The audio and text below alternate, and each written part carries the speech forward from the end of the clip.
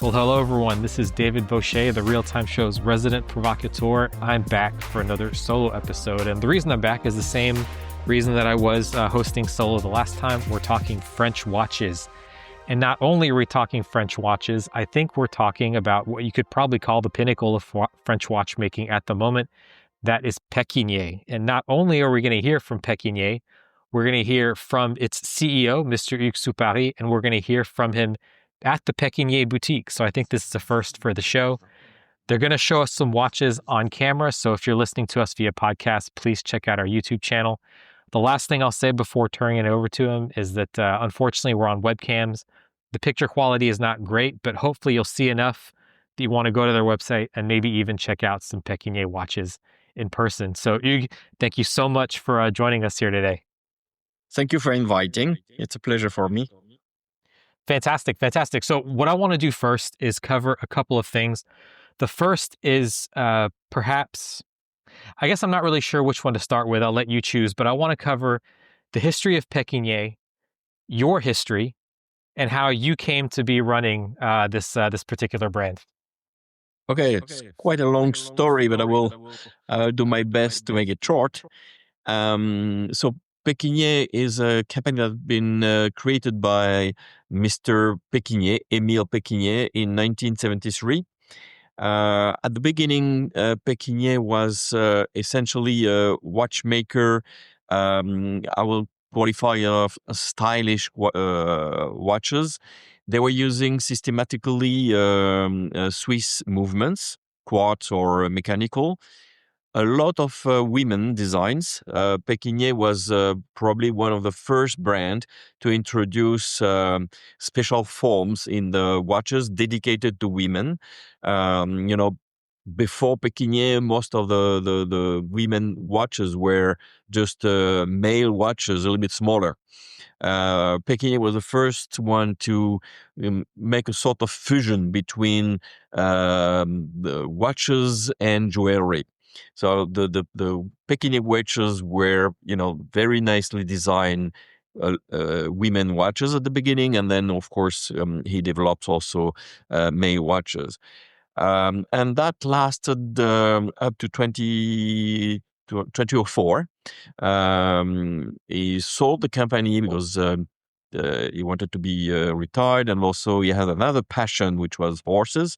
So he decided to concentrate on the horses and sell the watch activity.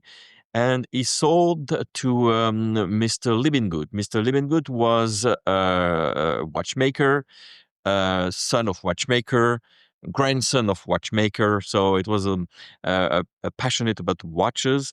And he decided to transform Pequignet from a stylish fashion watchmaker to a manufacturer. And it took about 5 years to make this transformation. And in 2010, the first internal movement, the Calibre Royal, was launched. And the Calibre Royal is really still one of the jewels of the company. It is a movement with complication. We have the jumping date, we have the moon phase, we have 96 hours of power reserve. So it's a very nice movement. All the what is very characteristic about the Calibre Royal is that all the complications are integrated. So Calibre has been constructed around the complications, while most of the movement with complication, you have a base motor, and then after you pile the complication on top of it. And for the Calibre Royal, it's all integrated from the design beginning.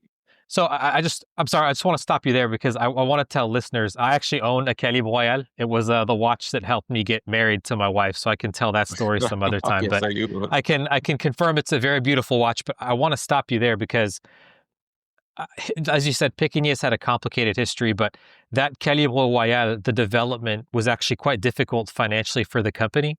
I think, from what I understand, and if I'm also understanding correctly, that's kind of what led you to take possession of Pequignet, correct, as some of those difficulties, or am I wrong there? Yes, I mean, but that again is about 10 years story between 2010 when the Calibre Royale was launched and 2022 when I arrived in the company. So in 2010 when they launched the Calibre Royale, it was a fantastic caliber, but it was not 100% stabilized, and so Pequignet basically launched the Calibre Royale, and nearly 100% of the caliber came back for repairs. So that put the company into really difficult financial trouble. So some financial people came there and tried to save the company. It took about a few years, and they could not save the company. So the company was declared bankrupt in 2017. In 2017, so four employees decided to save the company. So they bought for virtually nothing the company in 2017, and eventually they managed to save the company, but by reducing drastically the turnover, concentrate on a few watches, concentrate in a few distributors, reduce the number of employees. So between 2017 2022, when I arrived, the company was really with a minimum of turnover, but financially stable.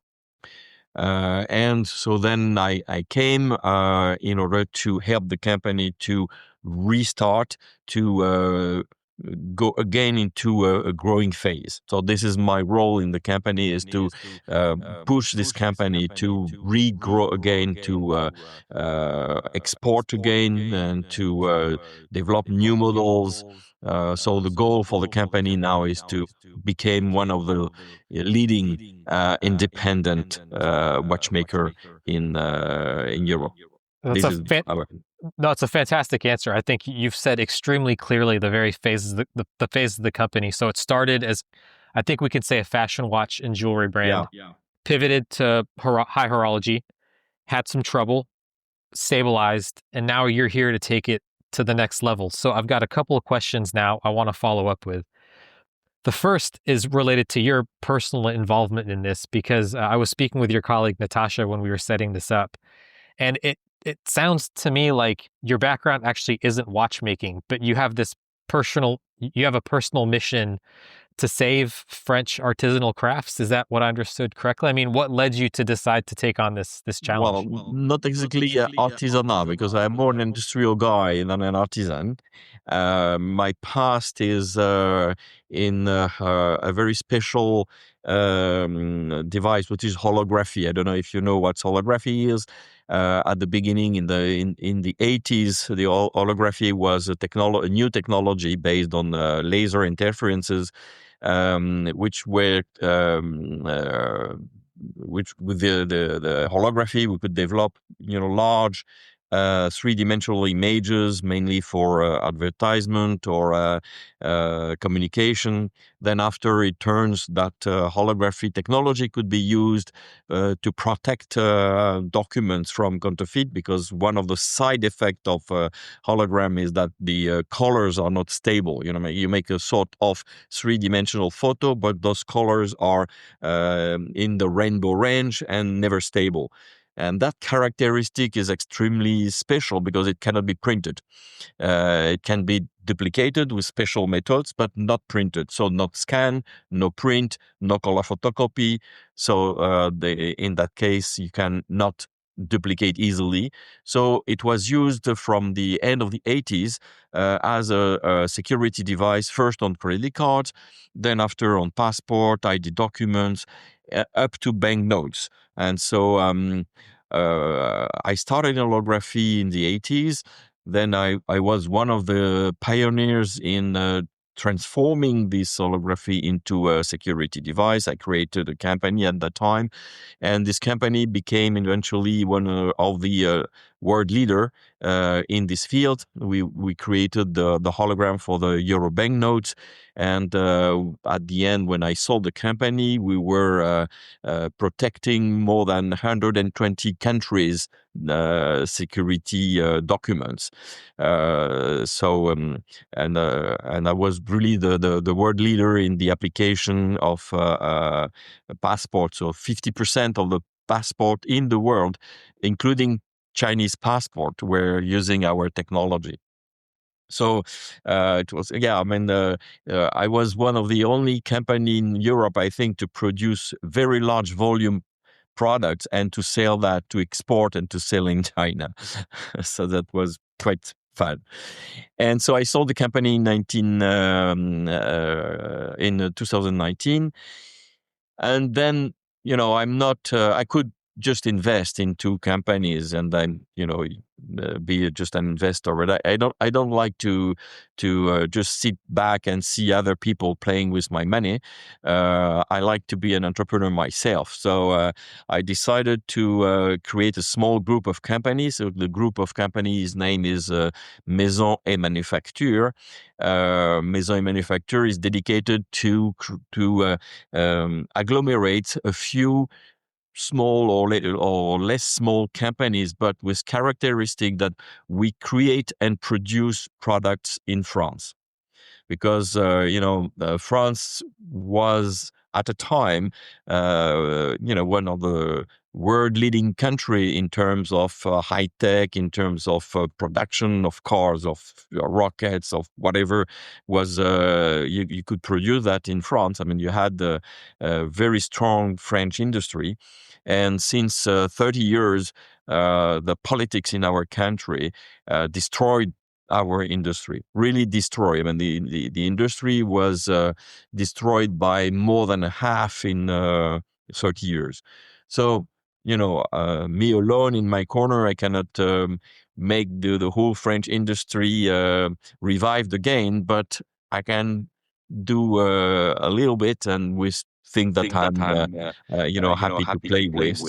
And first, the watchmaking was one thing that interested me, because you have design, you have creation, you have artistics, you have technology, you have production. So that was, talking to me a lot. Okay. So in this portfolio, without going into too much detail, you've got a watchmaking company. And can you just say quickly what the other fields you're involved in? At that stage, we have three company and a startup. Okay. The three companies are Pequignet, Maison Boinet, which is making belts and small leather goods, and a distillery who makes spirits like pastis, like prunes, like beer, liquors, many kind of things in the Pays Basque in the southwest of France. So that means that the real-time show is hearing the origins of the next LVMH then, apparently. And the fourth company is a startup that I created with one of my former employees during the time of holograms. And we are developing new technologies to make dials for watches. We are using microlithography, we are using electroforming, we are using nanogravure to make optical effects on watch dials. Wow. So we will present our first watches next year with this totally new technology for dials. Okay, so let's park that, because I definitely want to talk about production in France of watches. But the first thing I want to do before we maybe can see some of Pequignet's watches, and this is something I ask all of our guests who represent French watchmaking. Today, when you think of a luxury watch, you can obviously buy Swiss, you can buy German, you can buy Japanese if you want as well.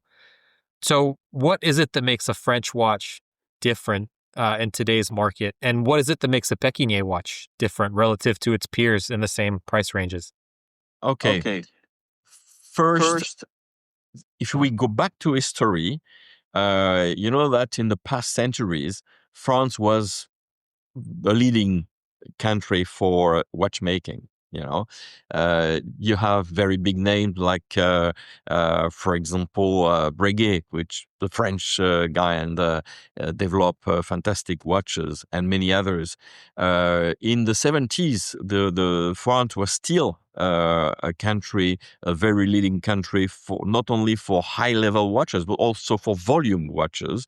Like Leap, for example, was at that time very high production and also high quality watches. So we had in that time a lot of factories, a lot of know-how. What is important to notice is that the know-how of French watchmaking in France still exists, and still exists at a large scale.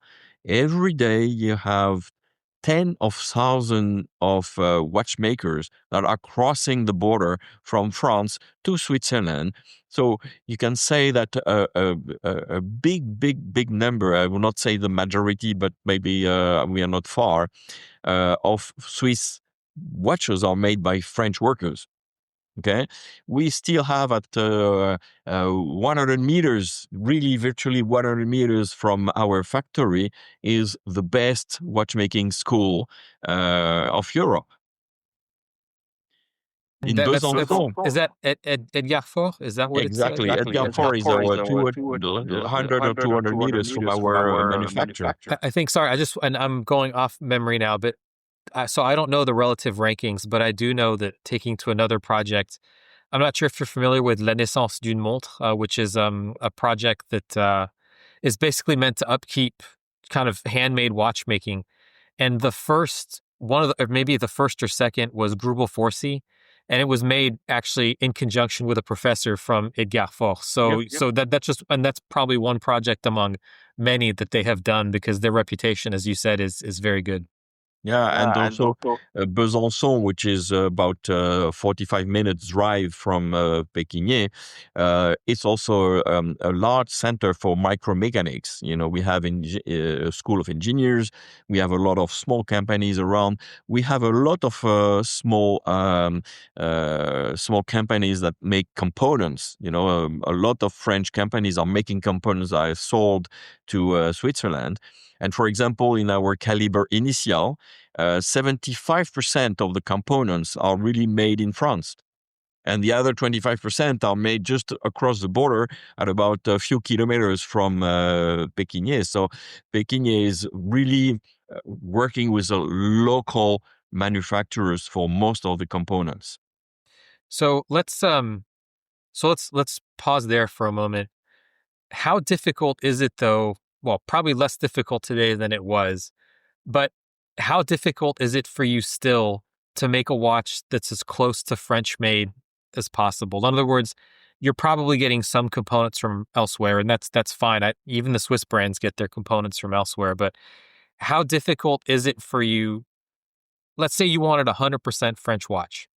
Could that be done today, and how difficult would it be to do that? No, because there are some components that are not produced anymore in France.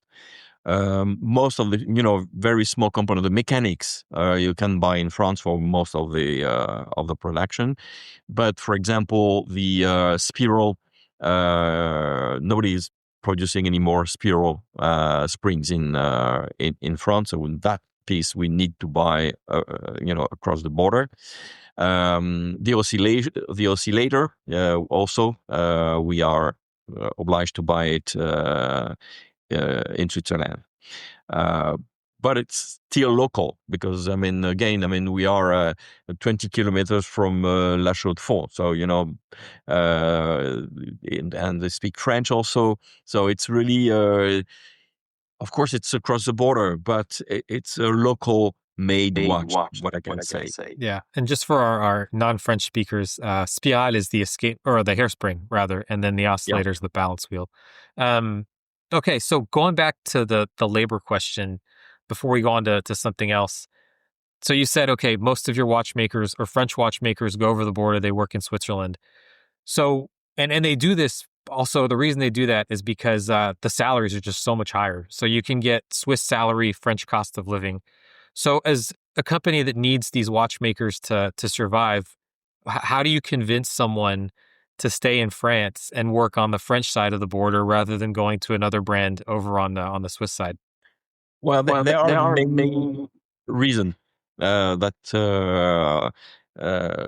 drive a watchmaker to remain at Pequignet. The first is the project. Of course, I mean, the Pequignet is a rather small company. We are less than 30 people in the company. So this is a project, and people likes projects. That's one of the first thing. The second thing is that a watchmaker in Pequignet make his watch.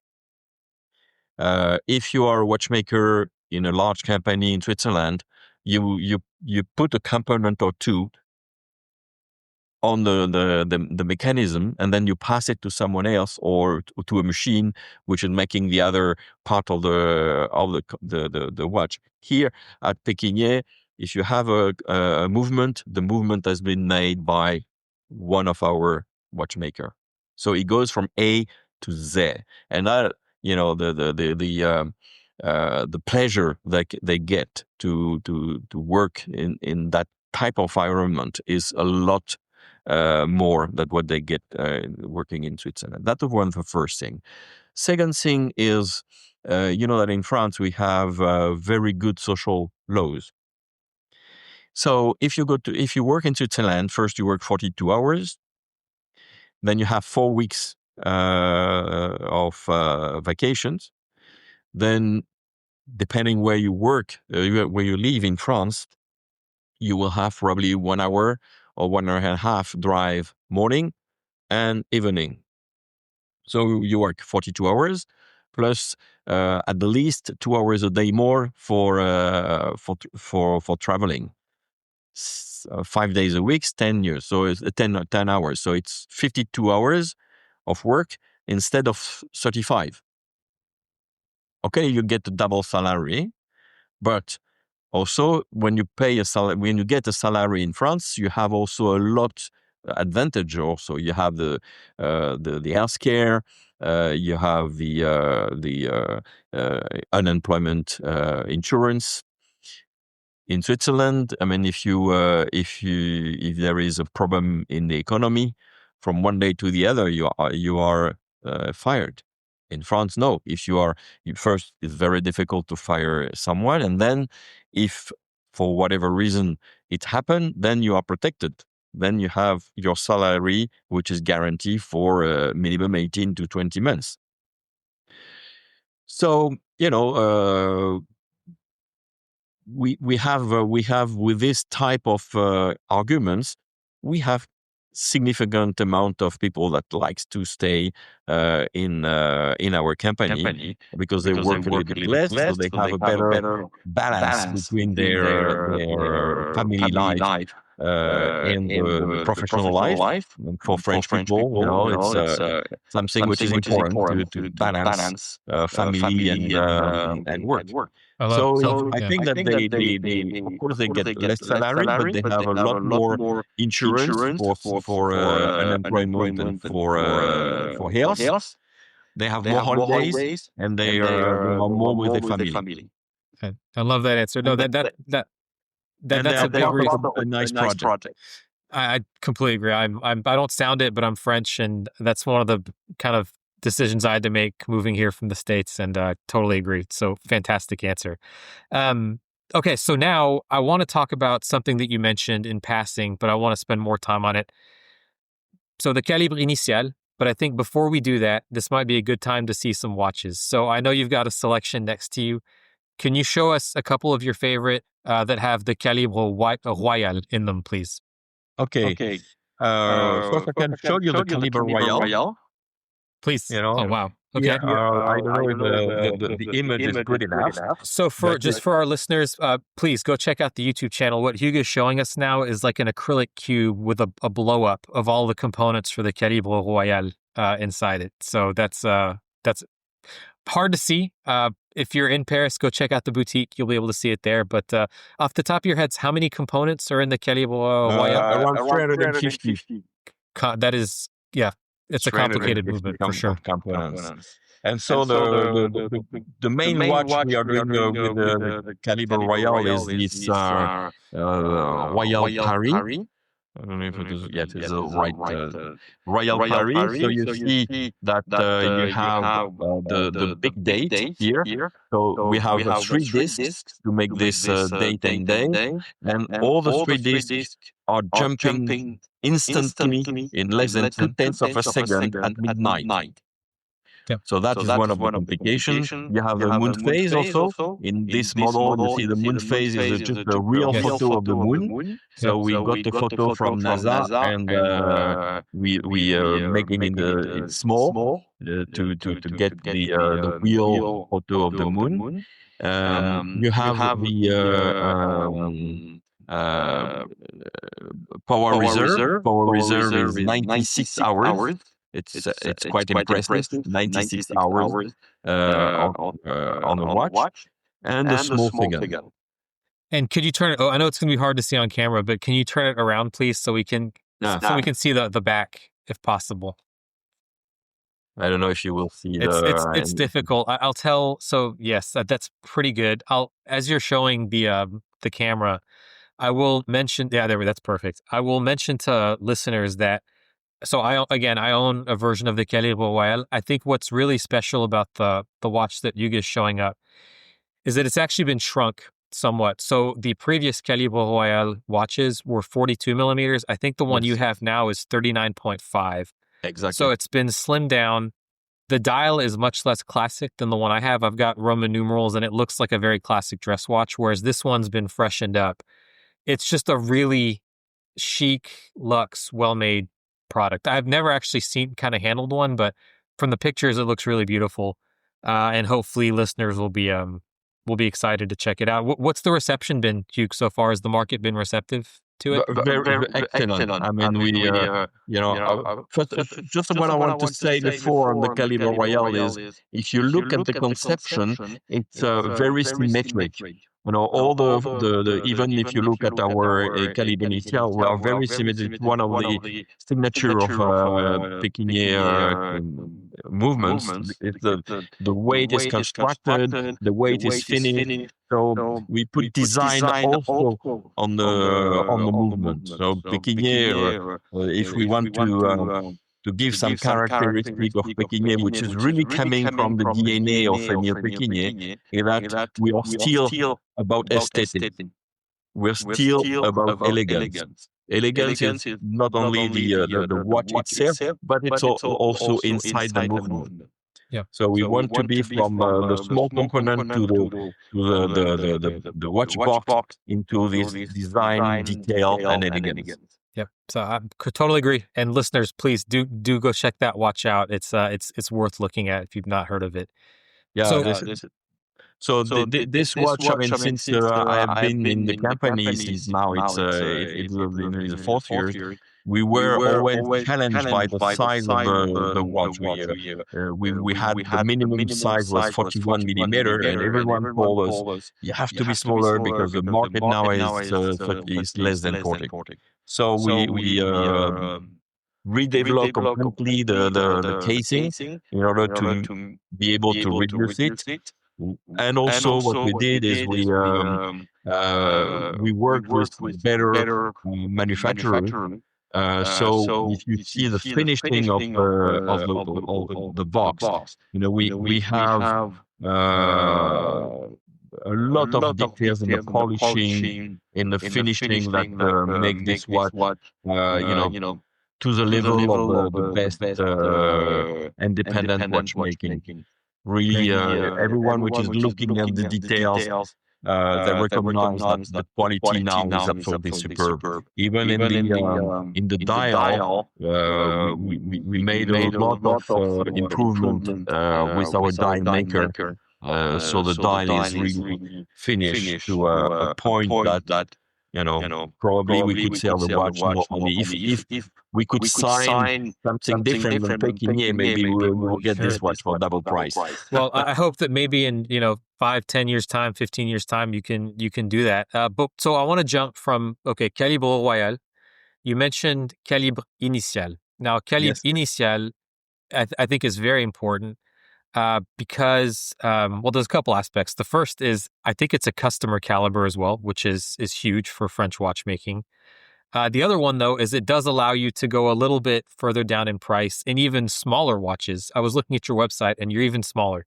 So Yeah. please tell us about the Calibre Initial, what you want to do with it, and then at the end, show us perhaps one or two watches that have this caliber in it, please. Well, the Calibre Royal is a very unique piece, but it is still a bit large. The 39 millimeter would be probably the smallest watch we could do with a Calibre Royal.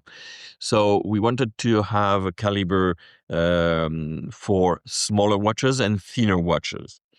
And we wanted also to have a caliber that we could eventually sell to other brands. That was the two goals that drove to the development of the Calibre Initial. So the Calibre Initial is much smaller. The smaller watch we have done with this caliber is 34 millimeter diameter. It's thinner. It's about 3 millimeters thinner than the Calibre Royal. So we can make thinner, smaller watches. Of course, we have less complication. We have just the jumping date, which remains as a sort of complication. But we still have 65 hours of power reserve, which for that small watch is quite impressive. And also for the with the Calibre Initial, we still have a very nice design of the movement. The movement is with Geneva Coast and with a lot of work on the movement itself. So to make a nice looking movement. So we have several collection. The first collection that we did is this one. Is we call that the collection Attitude. So the Attitude with this type, this is a very simple box design just to make it minimalist. This came in 3 formats: 34, 36, and 39 millimeter. And the specific one you have here is a limited edition that we just launched only in our boutiques and our website. And this is using the stone, which is called Tiger Eye.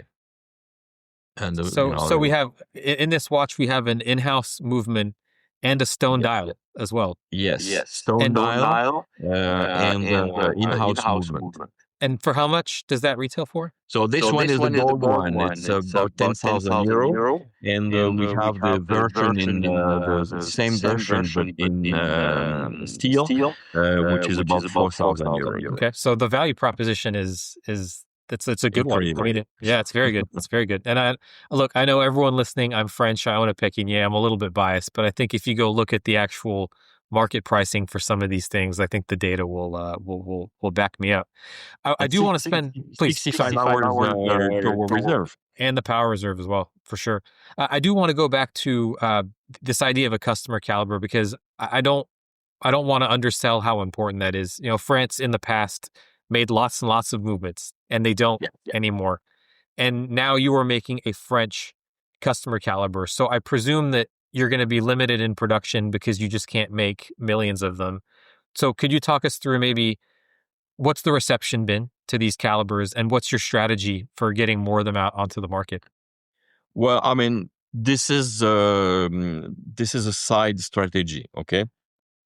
So we are not basing our development on the fact that we are selling the caliber to outside companies. Obviously, the volume of production remains small. As I told you, I mean, this is not mechanism. So each watchmaker is making the movement, so they still manufacture movement. So the the type of target is to collaborate with companies that don't want to have, the same movement than everyone. That someone which want to make a higher level proposition with a French made caliber. So the first goal is to equip French brands that wants to say, okay, we are French. We want to have also a French movement. So the market is quite limited. But all our partners are, people that wants to make high level quality proposition to their public. So we have today only two customers that are using our movement. It's Atelier Wen. I don't know if you heard about Atelier Wen. It's a very specific story, Atelier Wen, They've been on because our show actually before. They've been on the show. So yeah. because they first decided to make a Chinese watch, 100%, and then they decided to say, okay, I want to, put the bar a bit higher, and then I will make a Chinese watch, but with a French movement, which, which is a very interesting proposal. But working with us, we have been able to redesign the inside of the movement. So we personalized very deeply the movement for them, and this is something we can do because we are a rather small team, very flexible. So they made it was a real nice collaboration with them because they made a specific design and a lot of back and forth with our engineers to make the design possible into the movement. And the watch that they have made on Testera is working very well. They sell very well, and so we are happy because we also sell very well our movements. And we have also Halftech, which make our movement one of the deepest mechanical movement in the ocean. Very different applications then, because Very Atelier, different. if you've never heard of any of these brands and you're out there listening, look up Atelier Wen and look up Ralph Tech, RALF Tech. They're very different. So interesting that those calibers find their way into those watches. Okay, so let's talk now. We've spoken about the Calibre Royal. We've talked about the Calibre Initial. Now I want to talk about this next phase of your journey, which is making Pequignet known, I would say, outside of France, because I get the impression it's still very much a French brand. If you're not French, you don't really know about it. So what are some of the things that you've done to get the Pequignet name out there? And maybe if you could tell us what some of the main export markets are, perhaps just today, and then maybe the ones you'd like to target going forward. Okay. So today, I mean, already since a while, since Pequignet became manufacturer about 15 years ago, our Calibre Royal has been very, very, very well welcome in Japan.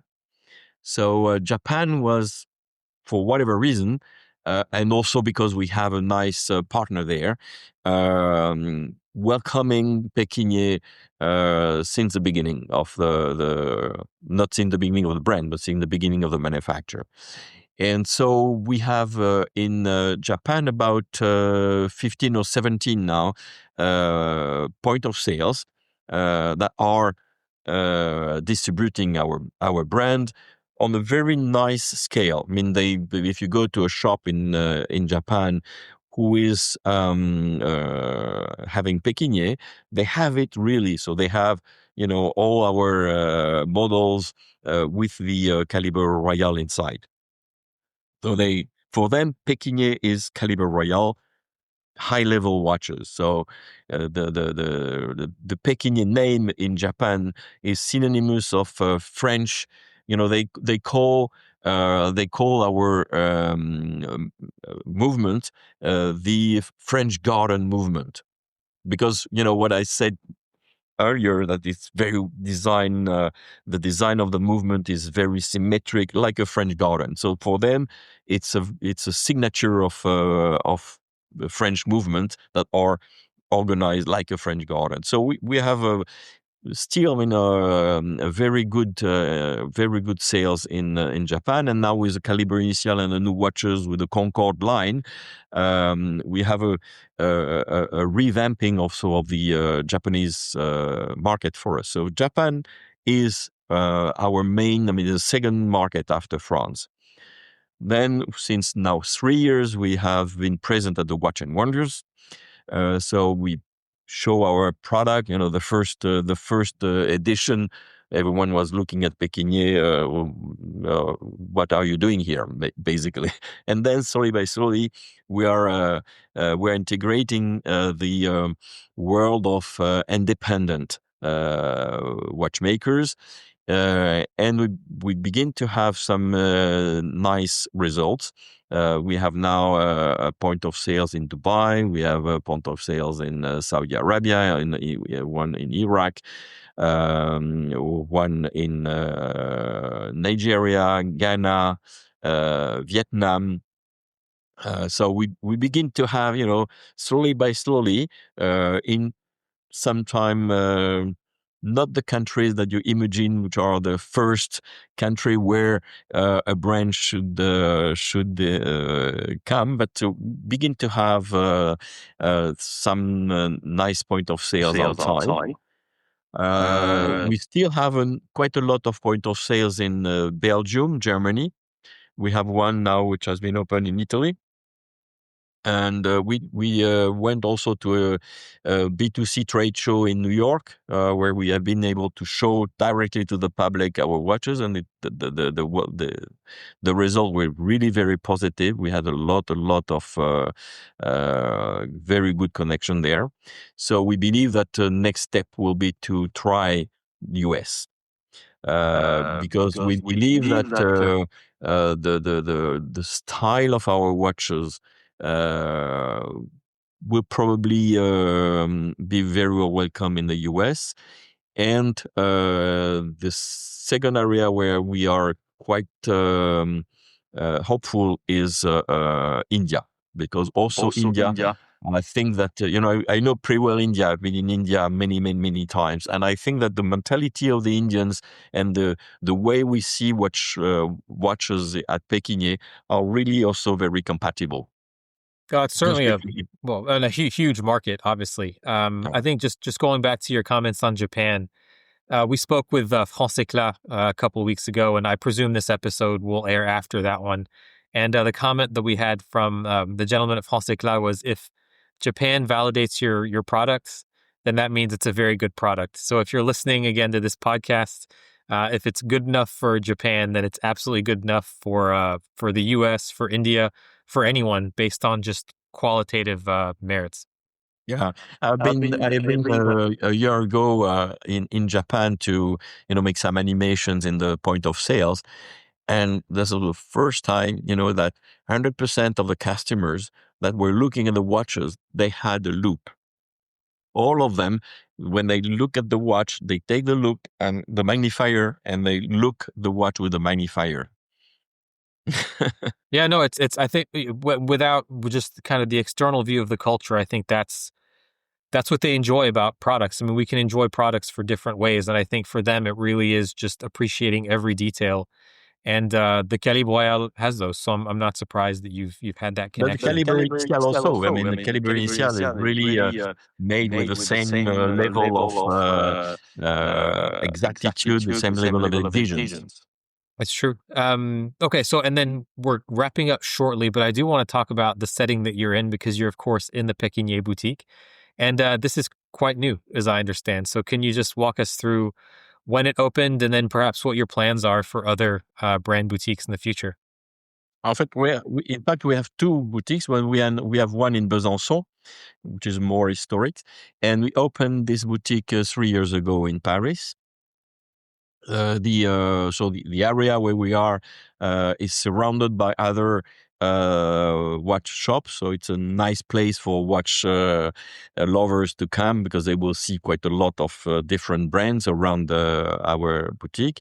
What we want to have is to have a boutique which reflects the the mood of the company. So quite elegant with some art and no show off. The Pequignet is not a show off brand, so you don't buy a Pequignet to make the show. You want to buy a Pequignet because you like the watch, because you like to wear it.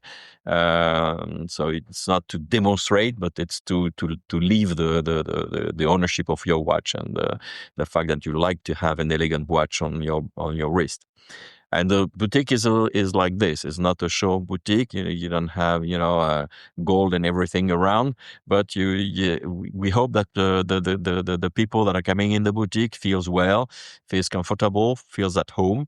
We have our boutique leader Thomas, which is also a guy which knows watches, in detail, the watch history, the watch technology, so he can explain, he can, drive the customer to the right decision. So it's I hope it's a place which is Pequignet. You feel Pequignet when you are in this boutique. And I know it's hard to quantify these types of things, but I can only imagine how expensive a project like that must have been to undertake. So in the 3 years that you've done this, have you started to see some of the positive effects that you were hoping for in terms of maybe sales or brand recognition or perhaps something else? Yeah. I mean, the boutique is now representing, only one boutique is representing nearly 20% of our turnover. It works very well. Wow. And I apologize. Go ahead. Yeah, so the fact you have boutique is not only bringing turnover, but it's also brings exposure. It's a flagship, so people that wants to understand the brand can come here. It's a sort of reinsurance also for the people, because Pequignet is a small brand, but having a flagship in Paris, it's like being at Watch and Wonders, having a flagship in Paris. That will also make some stability feeling for our customers. The fact now also that we guarantee our watches during 5 years, all that it builds. Also, if you take into account the a little bit travel history of Pequignet. The fact that I'm financing the brand, we have a flagship, we are guaranteeing the watches, etc. Gives a safe feeling to our potential customers. And also it's important for export, because when we have some potential distributors, they come in Paris, they can be welcome in the boutique. Here we have all our 100% of our models. So it's a great tool. It's a great tool for the development of the company. Great. And I presume just for anyone else out there who might want to buy a Pequignet watch after listening to this, you also sell online, or do you have to go to a point of distribution? The website is also has also been improved. We have changed completely the website last 2 years ago, and we are still improving it. So you can find 100% of our models on the website, and we ship all around the world. Of course, we have no distribution in the US, but we ship the watches through our website in the US, and we have time to time some sales in the US through our website. Okay. Well, I think that is a great point to end. So anyone out there listening to this from the US, if you are looking for a new product to stock, again, I am biased, but I don't think you'll be disappointed checking out Pequignet's product. So Hugues, I want to thank you so much. This was an extremely just clear and insightful history of the company, insight into your strategy. I think it was just great. I really hope that our listeners enjoyed this look into a brand they may not have heard of, and I hope you'll just spend a couple of minutes checking out their products. It'll be well worth your time. So thank you all so much again for listening to the Real Time Show. Pleasure. Thank you so much to Hugues and Pequignet. And I look forward to seeing you sometime soon in your boutique, hopefully. Thank you so much.